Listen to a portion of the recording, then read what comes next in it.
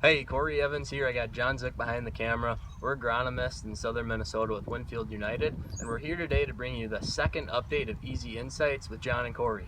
So today's May 3rd. We just put a temperature probe out in the field. We got about 48-degree soil temperatures. The sun is shining, the wind is blowing, and we just went through a really tough week in Minnesota of cool, wet conditions. We got a lot to talk about. John, what's on your mind today? So Corey, there's a bunch of tools we get to use in the spring to put the crop in the ground.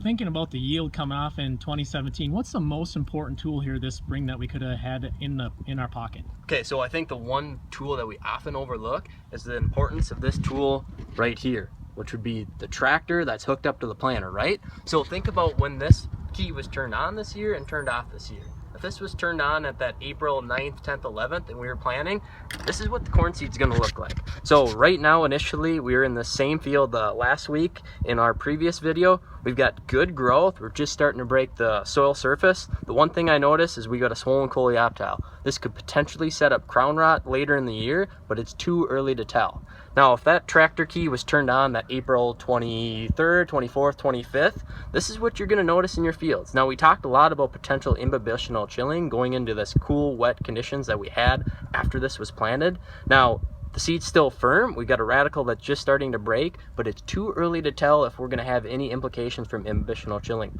Watch this corn seed grow, get up and out of the ground, do some stand counts, and then we'll get to know the real impact of that cool, wet weather.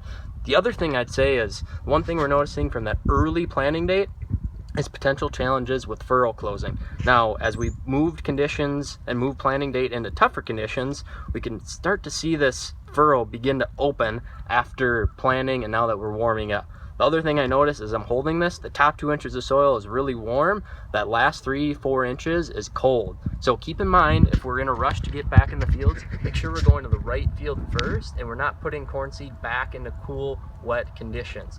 Give it a day, give it 2 days to warm up and get fit. There's plenty of time to get our corn in right now.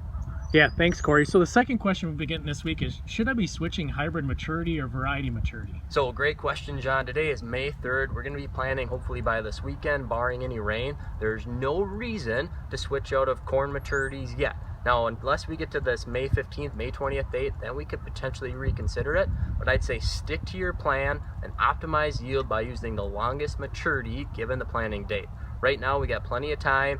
If you need more information, we can go into a deeper conversation on how growing degree days changes with the later planting. On the soybean side, again, don't worry about it. We wouldn't even think about changing maturities or varieties on soybeans until mid-June. So today's May 3rd. We got plenty of time to get our crop in. Don't be thinking about switching maturities yet. All right, thanks, Corey. Anything else you want to leave us with?